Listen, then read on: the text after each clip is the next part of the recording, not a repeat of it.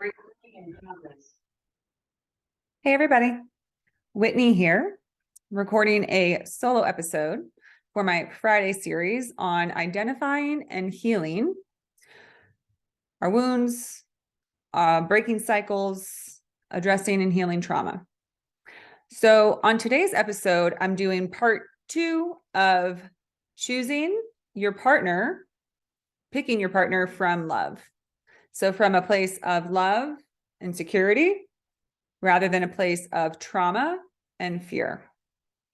So on the last episode, I just kind of generally introduced the idea of what does it mean to come from this zone of love and security when you're picking someone as a potential romantic partner or coming from fear. So I introduced the idea of having a gatekeeper, right?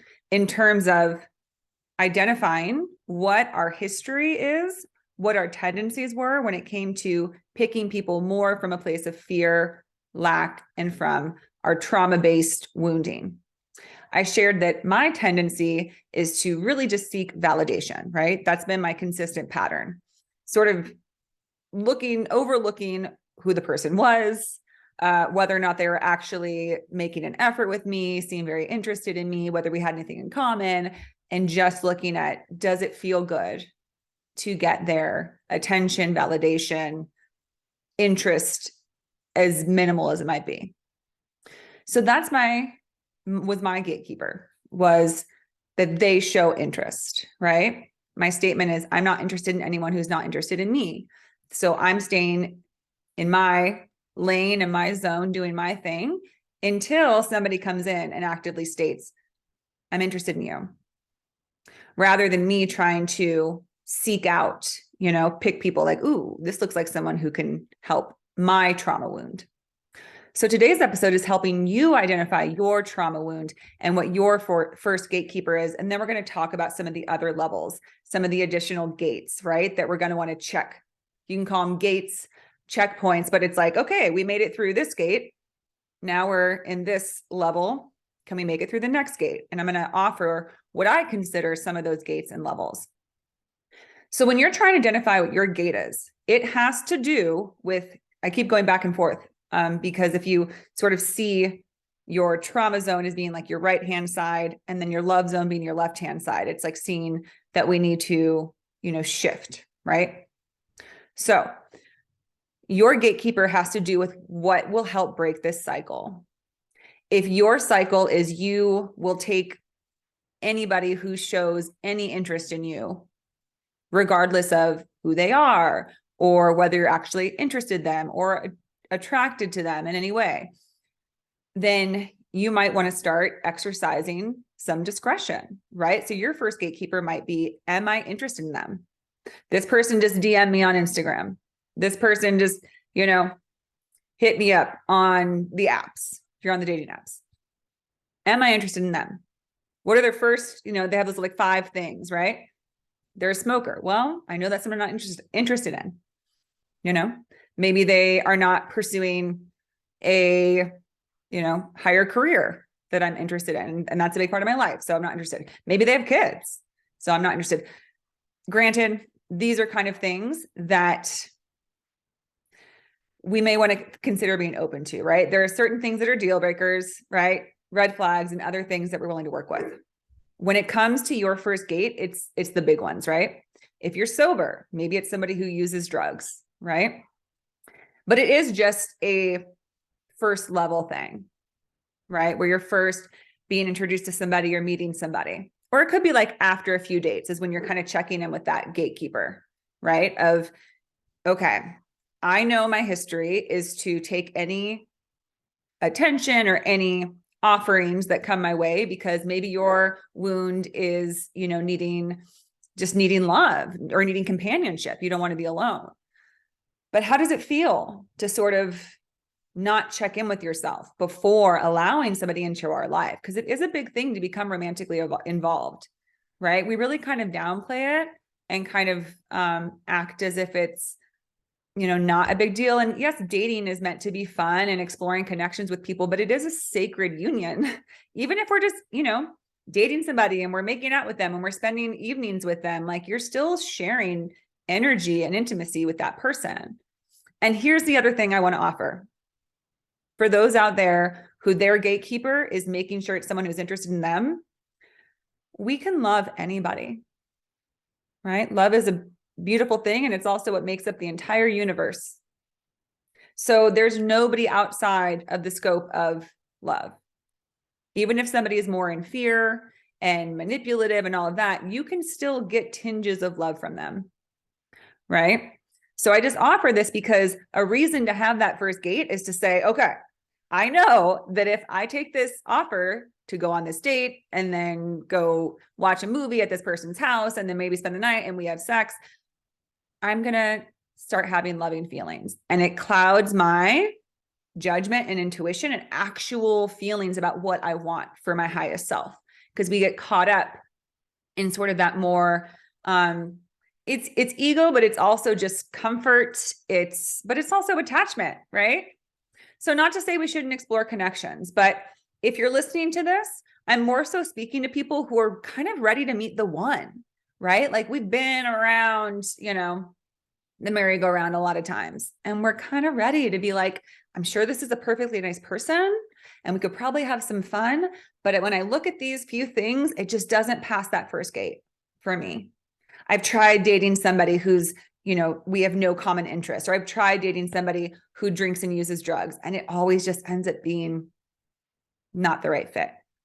So when you're ready, create that first gate.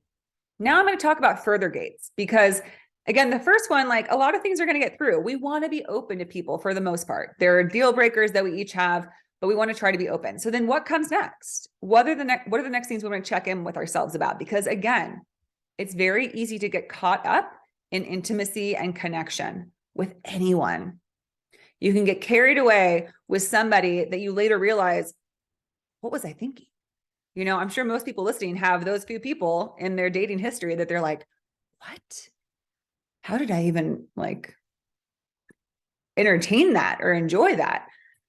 You get kind of in the spell. So the key is to keep checking in with yourself, coming from love, right? Love is the core and center of who we are. When we're on our spiritual path and we're learning to love ourselves unconditionally, we don't abandon ourselves. I have another solo episode on self-betrayal or abandonment. That's sort of when maybe we start dating someone and they're fun and they're exciting and then they want to go on adventures, but they don't always really treat us very well, or maybe they disappear sometimes and come back in. And rather than checking in and saying, hey, how am I feeling with this? Why am I waiting for their texts and their calls? Why am I waiting for the next time they ask me out? Why am I not looking at the fact that they're being kind of wishy-washy and questionable and not non-committal and all these things? It's because we're getting, that rush from the ride, that sort of love addiction that we can develop. So before we get caught up in that, you got to check in and say, hey, how are you doing? How am I feeling? Do I feel honored? Do I feel respected and considered? That's the next gate for me. That's like gate number 2. Okay, the person's passed the test. They've shown they're interested. They've asked me out. They seem interested. Okay, cool. Come on in. Let's get into, the first little section here. But now, the big question is, how do you feel around them? Right? So that's kind of what ties into what I was just describing. Do you feel like they actually are consistent? That they actually seem like they want something more serious with you? Are they regularly wanting to take you out, do things with you? Do you feel at ease? I spoke to this in previous episodes, but when it is a real, loving, healthy connection, the anxiety is gone. That sense, well, I don't know if you all heard that. There's thunderstorms happening here. That's awesome. I love me some thunder. We want to be aware, right? We want to be aware of, do I feel safe? I also spoke to that feeling of feeling like you're constantly reaching or contorting yourself. If you ever catch yourself saying something that you don't actually mean or think or feel because you don't want to upset them, think about that for a long, hard second. I've spoken this quote before as well. Nothing that's meant for you will ever leave you. And anything that's not meant for you cannot stay, right? You can't make something stay that's not meant for you. You can't lose something that is meant for you. It's just the universal law. It's what's happening. So when we find ourselves being like, oh God, I really don't want to go to that football game. I hate football, but like, I don't want him to not like me. Check in. I'm not saying like, don't do it. Do what you're doing, right? It's evolution. It's growth. We do it until we don't. But check in. If you don't want to admit to somebody that you're a vegetarian because they love meat and you're afraid to say it, that you don't want to go to like the steakhouse for dinner, check in and be like, why am I feeling that way with this person? Why don't I feel safe saying exactly how I feel and sharing exactly who I am? So that's the second gate, is it's really something to question. Do I keep moving forward if I just don't feel that ease with a person? If it always feels a little like, oh, did I say the right thing?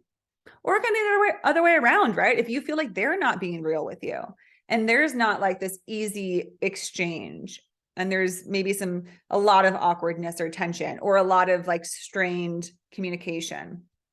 Like, have you ever had that with somebody where you feel like you're going great and then all of a sudden like somebody says something and you're trying to clarify what you meant and it just, you're kind of like missing wires, like it's just not hitting, it's not connecting.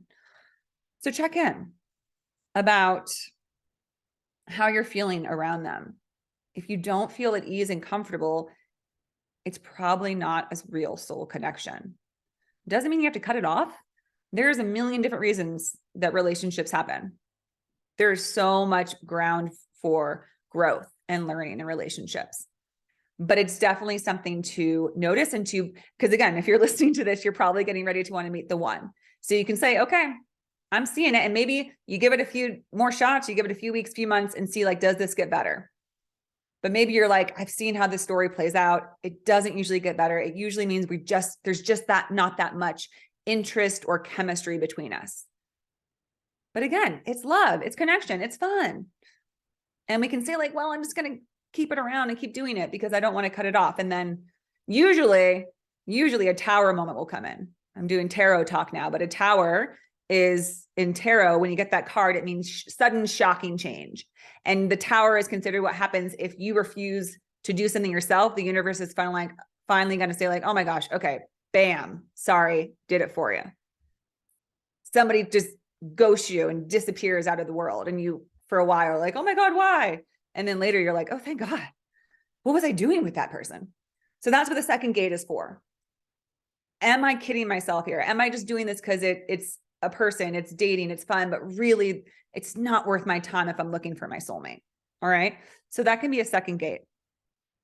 And then the third gate is then seeing, how is this person really treating me? I know I kind of alluded to this earlier because that helps you see how you feel, but let's say things are going well. You have good conversation, good rapport, have a good time together, but are they doing the things that indicate that you guys are aligned in what you're looking for?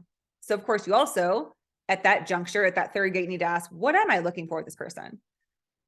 Am I just having a good time dating them, or do I want to take the next step? Because if I don't, do I keep proceeding?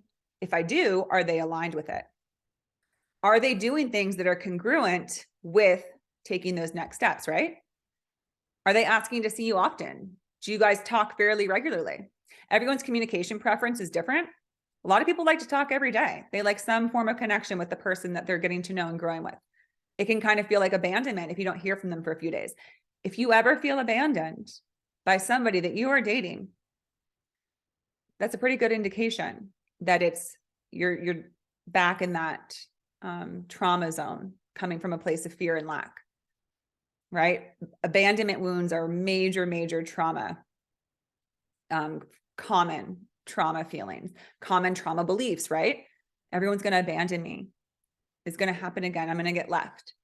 So if someone's eliciting that, of course, sometimes it can just be a misunderstanding, right? Maybe it is different preferences in communication, and you just need to say, hey, let's say you're at that third gate and you're like, they're interested in me. I'm interested in them. I feel good around them. I feel at ease. I feel like there's a connection here that seems consistent. But I don't like that they sometimes don't ask me what I'm doing for the weekend and we don't talk for a weekend. Like that doesn't feel right to me. Ask them about it. Ask them, see, and how they respond will say a lot. If they say, oh gosh, I'm sorry. I just, sometimes I go do my own thing on the weekends and, I just didn't even think about it. But a lot of the times it means that they're just not like going to put that extra effort and they're not thinking of you for those kind of things. Doesn't have to be one way or the other. You got to feel it out. But that's just one thing. Okay. So maybe it's like communication. Also, like, are they wanting to introduce you to people in their life? Right? Do they want you to meet their friends? Do they talk about their family? Do they want to meet your friends? Are they interested in your life? There is another level. Are they asking about you? Are they curious about you? When you are building a connection, it can't be all one-sided. People who have gotten used to picking people and dating people based on trauma can sometimes take one or two approaches. They can kind of be almost become like a bit of a turtle in terms of like keeping a lot of themselves inside and just like poking out one part of themselves, right? They show their partner one thing, but there's a whole other being that they keep all shelled up. That's not going to work. A true lasting partnership, you show each other everything. That's why love is really scary. It's one of the few relationships where you really bare your soul and you put everything on the line because you're going deep into that love connection. We connect with everyone with love because that's all there is love. Every exchange is love. Every friend, every family, every person, every client, every person thing you've ever encountered, you're exchanging love. But when you do it intentionally saying, let's merge together. I always tell clients when I do couples therapy that there's you and there's your partner and there's a relationship. When you're in a relationship, when you create an entity together, it's a whole thing, its own little beautiful ecosystem. So you want to be able to share yourself, right? You want to be able to show yourself, and you want that person to want to know about you and know, like, what is this person? Who is this person that we're coming into union together, and not just taking like one part of you, right? So making plans consistently, talking about the future a little bit, wanting to meet your friends, here's the bigger thing, wanting to bring you into their world and you come into your world. I've dated someone like that before, where I felt like I was making gestures and offerings for, hey, come to this get together. Hey, come meet my friend. And they were it was like my door to my world was open and his door was closed. Never, ever mentioned meeting people in his life or going to events with people that were in his life. So I ended it pretty quickly because I said, listen, that's not going to work. You're clearly not interested in sharing lives together. And that's a big part of that gate 3, is to see if that progress is happening towards an actual union relationship, creating that third entity, the relationship together that involves you both sharing worlds, sharing people, sharing events, not holding things back. That's situationship territory, right? That terrible feeling where you're like, okay, well, like, I know they had this party, but they didn't invite me, but that's okay. And like, I haven't met many of his friends, but that's okay. And he doesn't ever talk about his mom, but that's okay. You feel like there's this selective nature of, I'm only being shown certain things and I'm shut out of others. There are people who have actual relationships that aren't totally involved in each other's lives because, just as I said before, they've probably both had these trauma-based tendencies to push people away or keep people, but that's going to be a conversation that eventually has to happen, right? Because once you get to the point where you're moving in together and in a serious committed relationship, it's hard to keep, you can't just choose what parts of your lives and yourself that you let people see. If you want it to be a full-fledged soul relationship, that's sharing everything. And I'm not saying like you're together all the time and merging. It's a quote I love is, let there be separation in your togetherness. A true healthy relationship, there's nothing off limits, but it's not always together, right? You have to be free to be healthy. So you're not hiding anything. You're not holding back yourself, but you can't let them in all the time. You're going to still need to take your space and do your things that you don't always like to do with your partner. That's okay. But you do have to establish like, hey, listen, you never invite me to these things. Is it because you don't want me in your life, or you like to keep that part of your life for your own? Because that's cool, right? Establishing things. And that, I would say, is the fourth gate, is that level of communication, right? First, the third gate, I would say, is identifying, like, we're not really taking this step. We're not doing this thing. These are concerns. I don't know if I want to move on. But let's say they say, no, it's not about that. Like, I totally am into you. Let's move to the fourth gate, which is, can you start having healthy communication? Because talk is cheap, right? Even though I just said communication is important, but communication is more than just words. It's actually expressing your authentic thoughts and beliefs and feelings, which aren't always only conveyed by words. They're conveyed by actions. If someone tells you, oh yeah, no, I really want to keep seeing you and keep doing all this stuff with you, but then they don't actually act on it, they're just giving you lip service so they can keep you around. Communication is where, the actual relationship begins to form, where you say, yeah, we are doing this. You speak it into being. And then you act on it and you show each other by sharing lives together. You probably all know this. You've all been in relationships. I'm not trying to tell you how relationships work. I'm just offering how to have these checkpoints where you are not just like blazing ahead and just being like, whatever happens. Because again, if you're intentional and you want to meet your soulmate, you need to check in with yourself and say, how does my heart feel? How does my soul feel? How is my emotional body? How is my mental state? How is my physical state? Right? Sometimes we can fling ourselves into a relationship and we're not sleeping that much and we're sacrificing, late nights and, doing whatever the other person wants to do. And we realize like, gosh, I feel like I've lost touch with my life. Have you ever felt that way in a relationship where you're like, okay, I used to make time for this, that, and the other thing, but now I've just, and there's another, that's more like, back to like the third gate, how you feel around them. Like, have you cut things out of your life without telling them? Like, it's different to say, wow, I love spending time with you, but I've realized I've stopped going to the gym as much. So I need to get back to devoting myself to 4 days a week. So here are the nights I can do date night. That's the communication part, right? Where you're working together. But what a lot of people will do is they'll just make the changes and they aren't ready to talk to the person about it.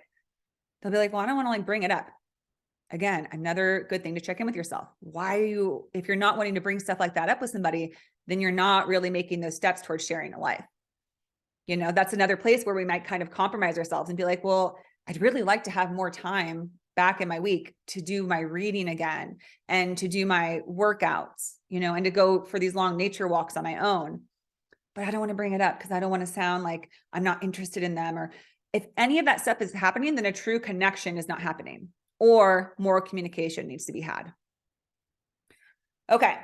So then the next gate, I would say, I think we're at gate 4 now. I kind of lost count. Is that effort and consideration. So you want to make sure that once you've established you want to be together, you're communicating, that you're being considerate